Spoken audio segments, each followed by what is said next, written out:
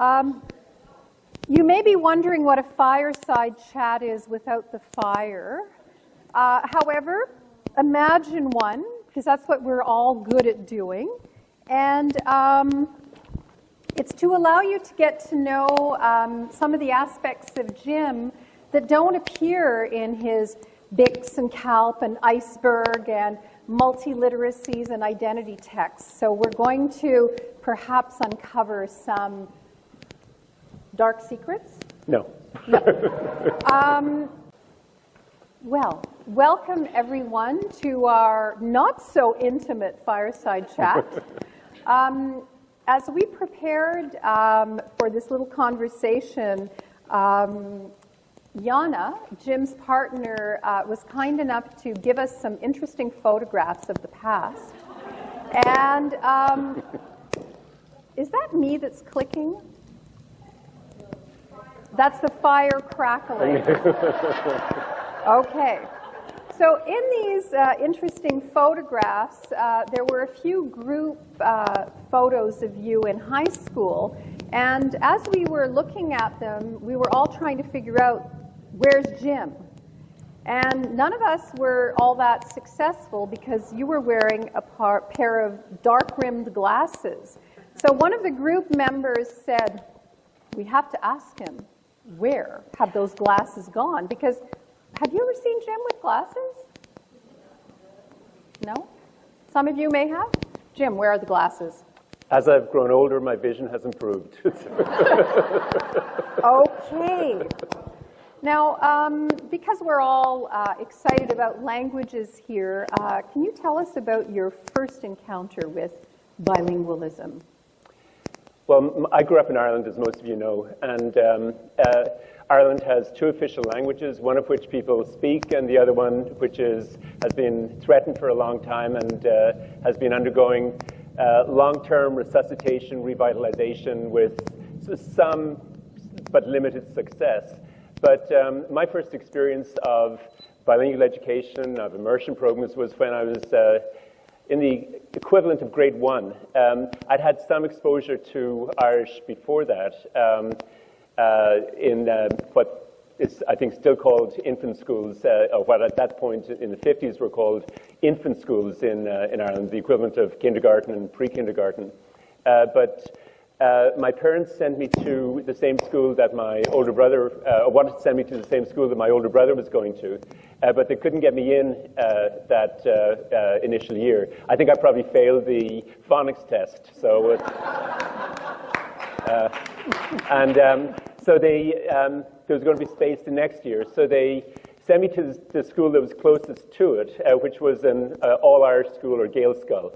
And it taught 80% of the time through Irish and 20% through English. So when I came to Canada many years later, and it was at the height of the French immersion gold rush, the excitement about French immersion, and the impression that most Canadians that I met who were involved with language and education had was that Canada had invented French immersion. Well, Canada didn't invent immersion, but Canada did carry out the research on immersion.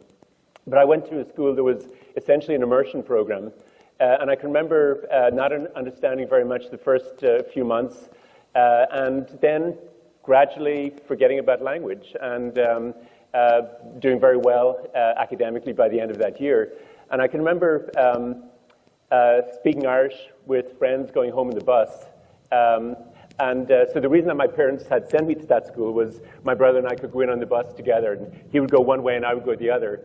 And but it was an example of what Meryl Swain called many years ago bilingualism without tears. The tears came later when I went to the other school up the road, which taught much more traditionally. Irish was taught for 45 minutes a day, and those are the longest 45 minutes of the day, because they must have carried out a lot of research on how to teach language ineffectively, because they had managed to cram them all into those 45 minutes. The language was taught as a subject with a focus on vocabulary out of context, learning grammatical rules out of context, We would learn sort of cute little phrases that we were supposed to put into our writing, and then we'd write stuff, and it would always come back spattered in red, with our linguistic efforts pretty much destroyed. And I spent the next 10 years losing most of the fluency that I gained in Irish, despite a lot of pain and suffering in between. The best example that I've heard of anybody used to describe those kind of classes was that they were like grammar and syntax crisis centers. I did very well on exams. My leaving certificate, grade 12 exam, was I got a first class honours in Irish, but I was much less fluent at the age of 18 than I was at the age of 8.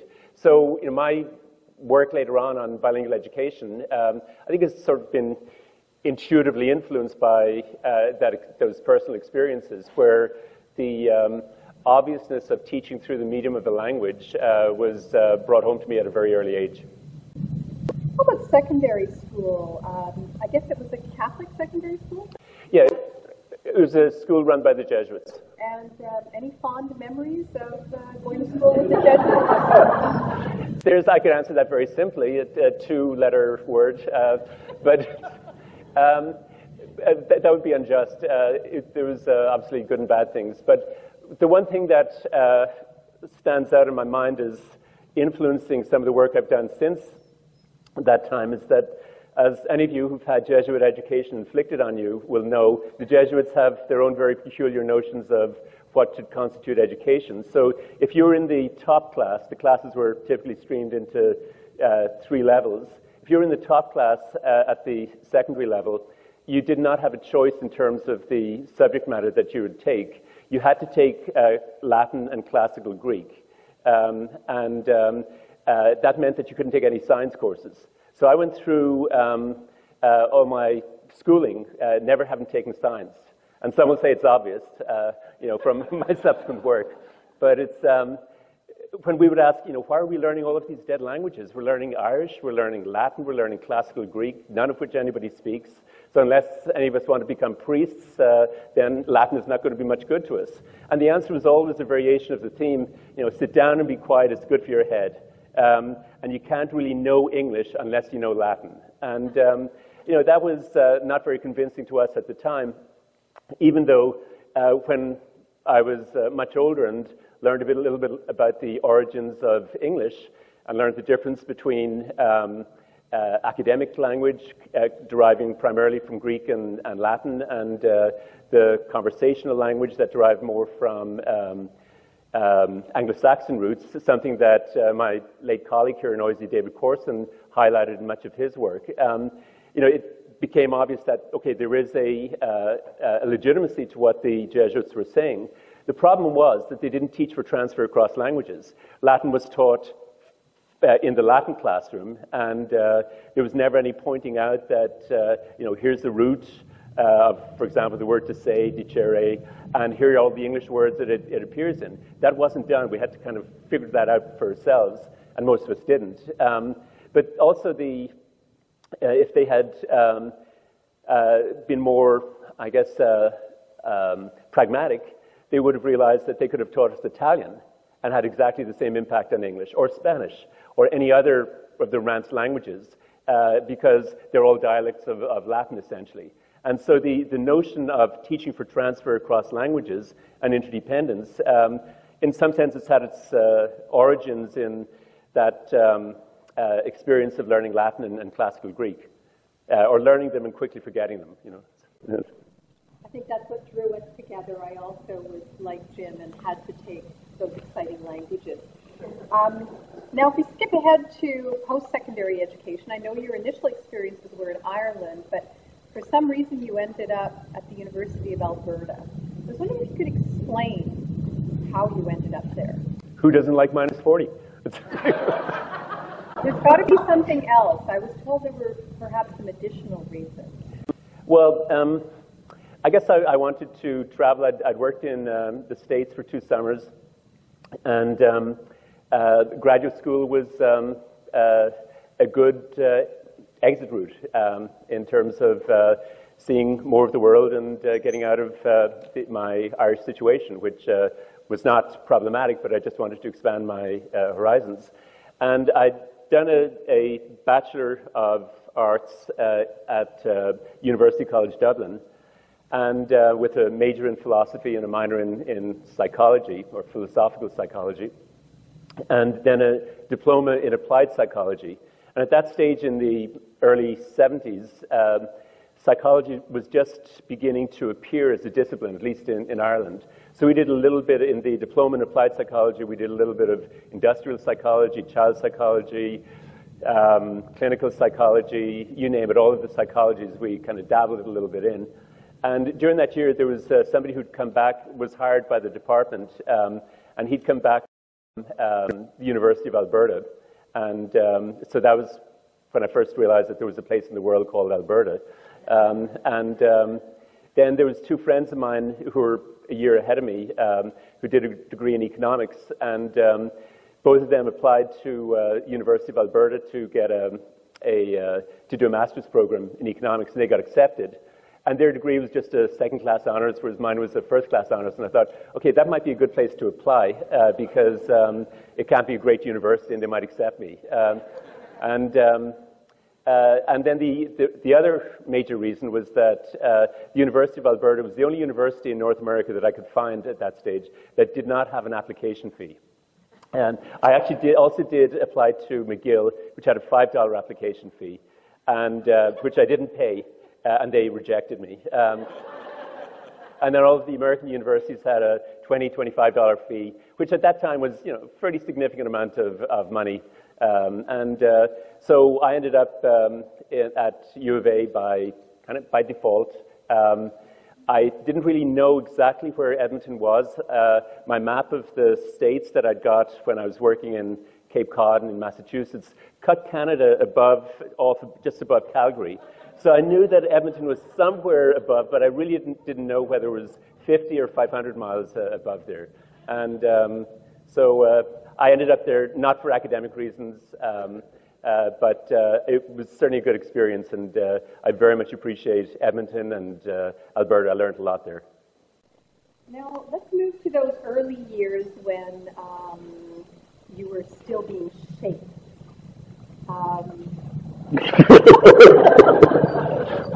Which theorists or thinkers have had a profound influence on you, especially in those early years? In those early years, probably the person who comes to mind is a Scottish psychiatrist, now deceased, called R.D. Laing, Ronald Laing.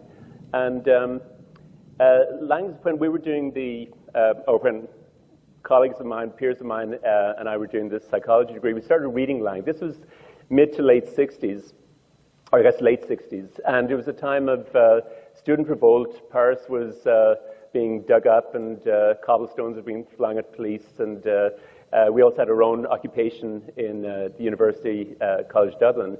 And Laing's writing was very influential to some of us, particularly in the context of looking at psychiatry and clinical psychiatry courses that we were taking, because Laing basically, he didn't use this term, but he founded the anti-psychiatry movement and was highly critical of the psychiatric profession and its predilection for solving problems by drugging people. And rather than looking at the experience of people who are experiencing psychiatric issues and working with that experience and working for what he called a breakthrough rather than positioning people as having broken down. And one experience in particular comes to mind in terms of Laing's work. Sorry, let me just backtrack a little bit. So what Laing was essentially doing was challenging the power relations between the psychiatric profession and their so-called clients, and the dismissal of the experiences and the identities of people who were undergoing schizophrenic experiences. And he was trying to legitimize those experiences. And I remember the person who taught us clinical psychology was this very elegant man, fairly tall, good-looking, always wore a three-piece suit, tie was always perfectly formed, and obviously was doing very well financially. But he talked about clinical depression and talked about how satisfying it was to kind of play the role of God, essentially. He didn't use these terms, but clinical depression tends to go through a 9-month cycle, and coming towards the end of that cycle, people begin to feel better, and they're coming out of the cycle. And so he would, when it was getting to 6 months, 7 months, he would be very reassuring to his patients and say, I think you're getting much better, things are improving. Of course, he didn't tell them that this was nothing to do with him. It was just the natural cycle that clinical depression goes through. And this sort of demonstration of an arrogance, a positioning of himself as the expert, and the, I guess, positioning of his client or clients as people that didn't need to know the truth, and enjoying the elevation of his own status by being all-knowing and being able to predict when people were going to come out of this, struck us as being very disgusting. And we took great pleasure in flinging quotations from Chairman Lang at him. And the psychiatric profession hated Lang because he was undermining the basis of the legitimacy of their science. They accused him, or they didn't accuse him, but speculated that he himself was schizophrenic, etc. And so this stuff was going on. But Lang had certainly had a strong influence on my own thinking and orientation, because he talked about essentially how identities were negotiated. He didn't use those terms, but the kind of hidden forms of interaction, what was being actually said beneath the surface structure of what was being said. Those things are very much embedded in Lang's books, and also the way people are positioned within families, and how schizophrenia is not only a chemical reality, it's also an experiential reality. So in terms of my early influence, he was somebody who played a major role. Right. Dilemmas. Have you had any as a researcher? If so, might you describe one? Can you define a dilemma? This is what you do when you don't really want to answer a question. You just fling it back. No, well, let me just try and address it in one way. One, I guess they're not so much dilemmas, but reflections on what kinds of research produces the most potential for change in understanding or in practice. And if I look back on the work that I've done, the two research studies that I think had probably the biggest impact were ones that didn't cost any money. And so the dilemma, if reflecting back on it, is one that, like, is it worth the huge effort to go after large-scale funds, the coordination of a team to get those funds, the filling out of these absolutely obtuse forms that are constantly required, and the sometimes, I'm looking at the paltry outcomes of some of those studies that are not commensurate with the effort that went into gaining the funds. Is that worth it when you can reanalyze data that's already there, or collect data that really doesn't cost anything much to collect and have much more impact? And the two studies that I'm talking about in terms of having a strong impact, certainly on my thinking, one of them was a study of about 400 psychological assessments that I was involved in, that I was able to analyze when I was at the University of Alberta, not when I was there as a doctoral student. I'd gone back to Ireland for 2 years and worked in an educational research centre in Dublin, then came back to Canada, looked around for a job for 6 months and couldn't find any, so ended up back at minus 40 and with a half-time job. But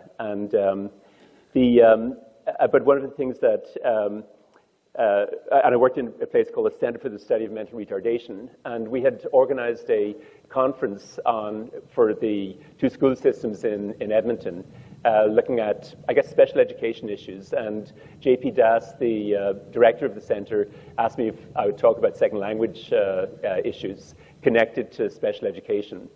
And after my talk, I got talking to some of the psychologists in the board who expressed real concern that they were getting quite an increase in immigrant students, and they were concerned about the fact that these students were being referred for psychological assessment, and they weren't sure if the tests that they were using were valid or not. And so we had that conversation, and about 3 days later, kind of woke up in the middle of the night and thought, they've got all this data sitting in their files.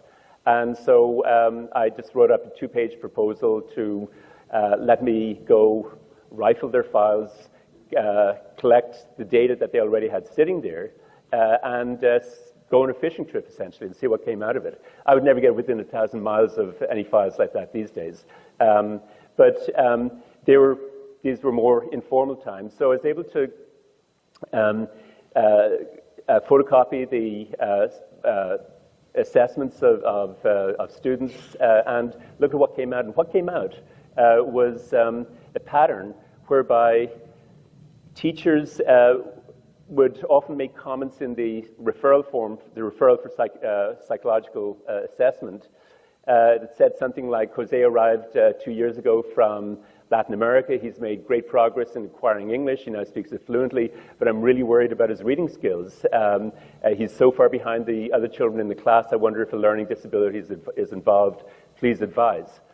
Jose would go to the psychiatrist, who would typically give a version of the Wechsler scales. I think it was the WISC-3 at that stage.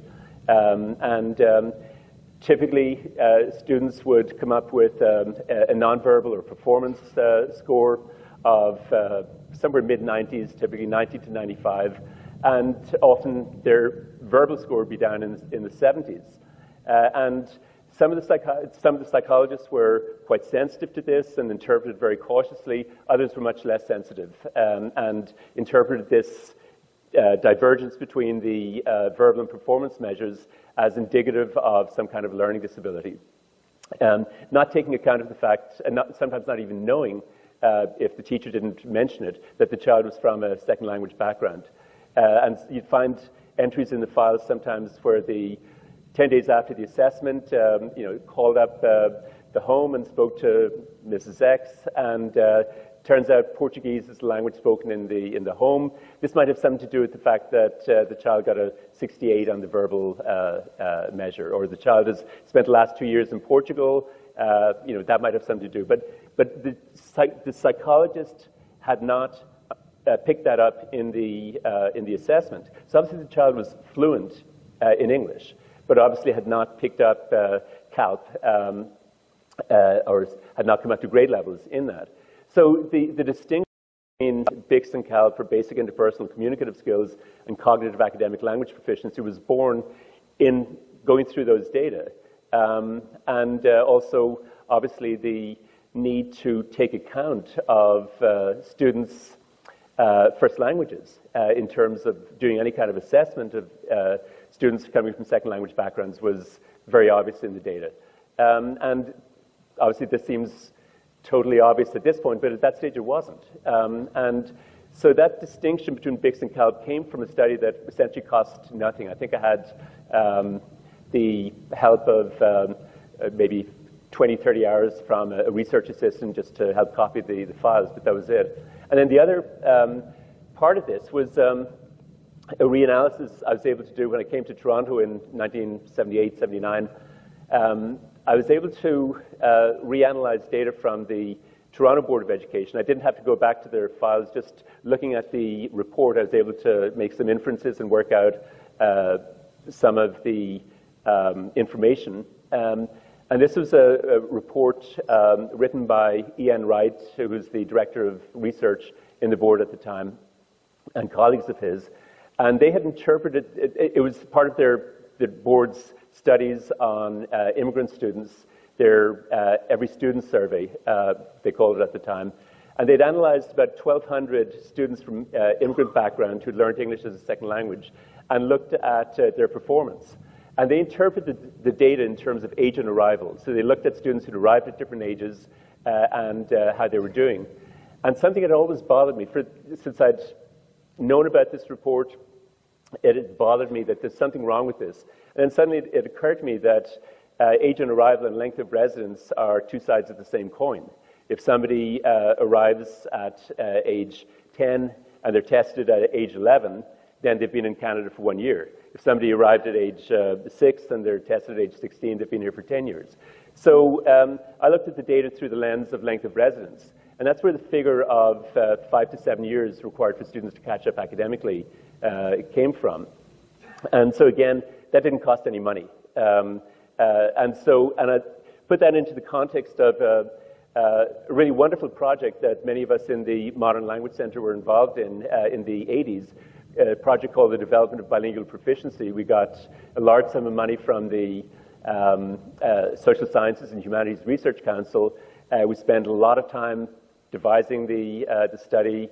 We had advisory committees, and we wrote a book on it, and some interesting things came out of it, but nothing that has had anything like the impact of those other two studies that cost nothing. So this is a very long-winded answer to a simple question about dilemmas. That's why I asked you to define it.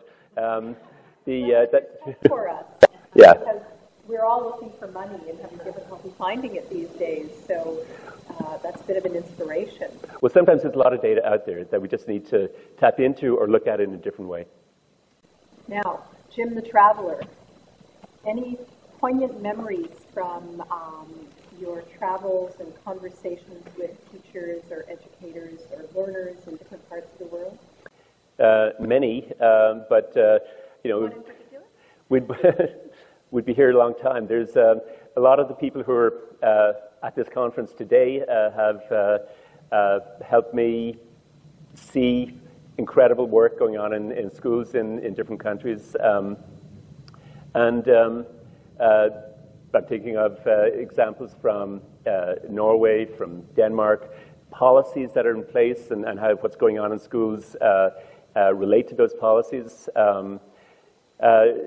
I'll just mention one example that was, I think, very influential for me when I was able to go to New Zealand in 1988 and spend about 4 weeks interacting with Maori educators, visiting Kurika Papa Maori, Maori immersion schools, and Koanga Reo, the language nests. I guess it came home to me very strongly just how important language was to a people's identity, and the fact that the rituals of collective identity within Maori society are in Maori. The funeral rites, for example, they can't be done in English. They lose their meaning. Yet the language was rapidly in decline. This was discovered by sociolinguistic surveys that had been carried out in the late 70s when they realized that the people who spoke Maori were mostly over 50, and they realized that the language was going to die within a generation. So grandmothers in the community got together, they created these language nests where children from as young as 6 months would be immersed into a Maori-speaking daycare, home care environment, and would grow up as speakers of Maori. And those experiences and spending quite a bit of time interacting with members of the Maori community brought home to me how important identity is, how fragile language is in the face of a dominant language, in the face of language oppression that many minority languages have encountered, but also how educators and communities can begin to push back against that and create their own spaces where language and identity become fused, and once that process happens, then there's possibilities for language revitalization. And I guess the most successful experience of that I've encountered is in the Basque Country, where the revival of the Basque language has been it's certainly not a fait accompli, it's certainly not something that has been achieved, but it has been a far more successful employment of the education system, together with a variety of other initiatives, to kind of reclaim a language that under Franco's dictatorship over 40 years had been decimated. When Franco died in the mid-70s, only about 20% of the Basque population spoke Basque. And at this point, more than 90% of students in Basque schools go to a Basque bilingual program or Basque immersion program. And so it's the best example of language planning that I'm aware of. And I think an example to places like Ontario and other places in the world that if we look at the evidence, if we consult widely, if we gain acceptance from different community members and different groups within the community, then amazing things can happen with respect to language revitalization. But it's very much the exception rather than the rule. All right. Now, Jim the writer, we know that you're prolific. And some people have asked me if I could find out if you do any other kind of writing, and if you're thinking about an identity text. No, I'm a very boring writer. I only write turgid prose, and I have not tried my hand at fiction, even though I think my prose has been accused of being fiction at various times. But so I'm sorry to disappoint. Perhaps a retirement project. Jim's identity text? Yeah, it's who knows? We could get some graduate students to help you. Okay. Scaffolds and so on. My final question is your bucket list. What's still on it? Well, it's I guess one of the things that is on it is wrapping up a lot of loose threads that are out there.